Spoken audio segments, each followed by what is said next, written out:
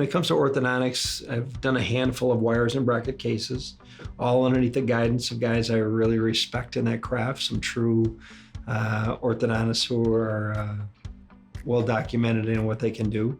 And I'll turn to them every now and then for a patient that I can't get to go see them. They'll basically coach me through the whole thing.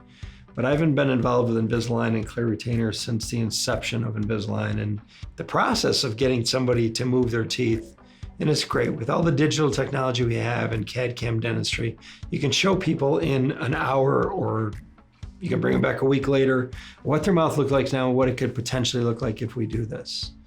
And I never let anybody make that decision that day. I always make patients go home and think about what they've just seen. Here's what your teeth look like now. Here's how many steps it's going to take. Here's what they can look like in the end if you're faithful and you do what you're told. I go home and I say, okay, you're going to think about this for a week. Yeah, it's a good idea now, and that's why you want me to say yes, yes, yes, yes, yes. You've been this way for a while. We're not going to change it overnight. I want you to think about it for a week. And if a week you call back with the same answer, then great, then we're going to proceed forward. And to go through the process of clear aligners, whether it takes 10 aligners or 30 aligners to straighten your teeth, the process is easy. The process is simple. Maintenance is hard.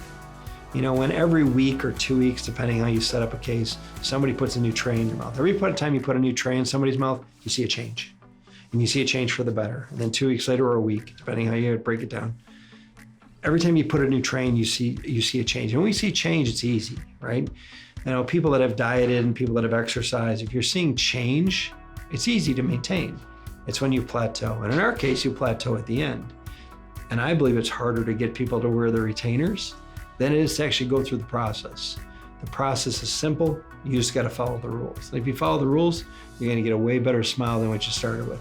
And that great smile, so many people come in for Invisalign or Sure Smile or Clear Correct, and their goal is cosmetic.